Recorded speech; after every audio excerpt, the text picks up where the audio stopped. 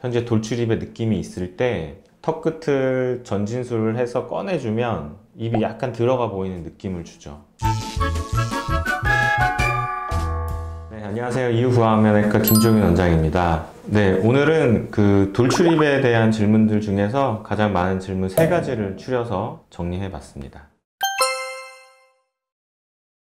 실제로 의학적으로 봤을 때 교정이 더 유리한 경우랑 수술이 더 유리한 경우는 정확히 나뉘어 있기는 해요. 뼈의 위치를 좀 바꿔줘야 된다, 이러면 사실 수술이 더 맞고요. 뼈의 위치는 괜찮은데 치아들의 각도라든지 치아의 위치라든지 이런 것만 좀 바꿔주면 돌출입이 해결될 수 있겠다, 이러면 교정을 하시면 돼요. 보통은 이제 뼈가 나와 있을 때 이 코 아래쪽에 있는 부분, 그 인중 부분에 있는 뼈가 나와 있으면서 돌출입이면 치아 교정을 해서 입을 넣더라도 그 부분에 돌출감이 결국 남게 되거든요. 두 번째로 그 돌출입이 있는데 돌출입 말고 좀 다른 증상들, 만약에 비대칭이 있다든지 긴 얼굴이 있다든지 주걱턱이 있다든지 무턱이 좀 심하다든지 이런 것들과 같이 돌출입 증상이 있다면 교정으로 해결하기가 조금 어렵죠. 그래서 내가 교정을 하고 나서 주걱턱이나 비대칭이나 긴 얼굴이 남아도 괜찮다 라고 하면 교정을 선택할 수가 있는데, 이게 사실 생각보다 돌출입을 교정했는데 나머지들이 좀 남아있으면 좀 이상해요.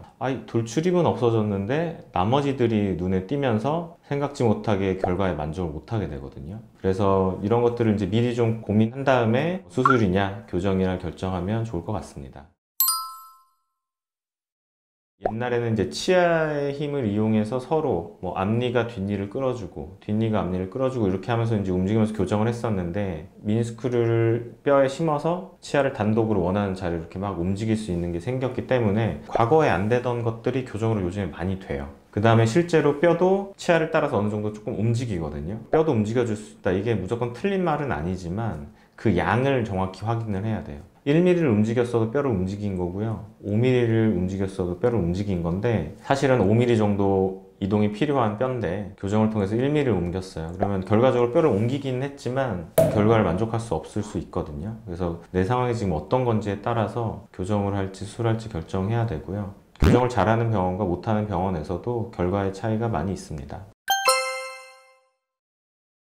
이제 돌출입을 해결하는 수술이 양악수술과 돌출입 수술 2가지가 있다, 이렇게 생각해야 돼요. 양악수술 같은 경우는 예전에 발치 교정을 해서 작은 어금니를 다 뺐어도 돌출입을 교정할 수가 있어요. 그런데 ASO라고 하는 이 돌출입 수술은 발치를 해야지만 할 수 있는 수술이거든요. 근데 이제 예전에 발치 교정을 했다면 일단 이를 다 발치를 뺀 거기 때문에 또 빼면서 이 수술을 할 수는 없거든요. 2가지 중에 어떤 수술을 하는지에 따라서 할 수도 있고 없을 수도 있고, 이렇게 생각하면 될 것 같아요.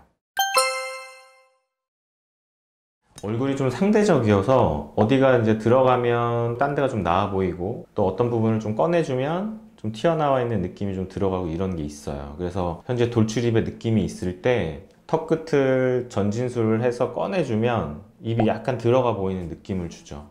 그래서 실질적으로 돌출입이 있을 때 무턱 수술을 해서 턱끝 전진을 시켜주면 돌출입이 조금 감소되는 효과가 있습니다. 가장 효과가 좋은 거는 입이 실제로 나와 있지 않을 때예요. 입이 원래 나온 게 아닌데 무턱 때문에 입이 나온 것처럼 보일 때, 이럴 때는 턱끝 수술만을 통해서 모든 게 완벽하게 해결이 되죠. 그런데 이제 조금 어색한 경우는 실제로 입이 나와 있을 때, 사실은 턱이 무턱은 아닌 거예요. 입이 이렇게 탁 나와가지고 상대적으로 무턱처럼 보이는 사람이 턱끝 전진술을 했다, 전체적으로 봤을 때는 조금 어색한 얼굴이 되죠.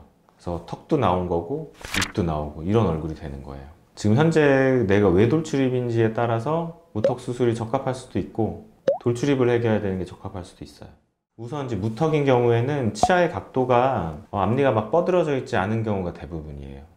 그리고 2번째는 이제 치아의 관계인데요. 만약에 내 어금니를 딱 물었는데 아랫니가 아예 안 보인다든지, 이런데 내가 돌출감을 느낀다, 이러면은 입이 돌출된 것보다는 무턱일 가능성이 많습니다. 이제 반대로 진짜로 돌출입인 경우는 언제냐면 치아의 각도가 좀 뻗어져 있을 때, 이런 경우에는 이제 무턱이라기보다 이제 돌출입일 가능성이 높고요. 그다음 2번째는 웃을 때 잇몸이 좀 많이 보이거나 긴 얼굴을 좀 가지고 있거나 이러면은 실제로 돌출입일 가능성이 많아요, 무턱인 것보다는.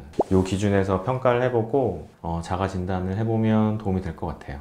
영상을 보면서 내가 어떤 형태의 돌출입인지 자가 진단도 해보실 수 있을 것 같고요. 또 해보다 이제 궁금한 부분이 있다면 병원에 오셔서 더 정확한 진단 받아보셨으면 좋겠습니다. 네, 감사합니다.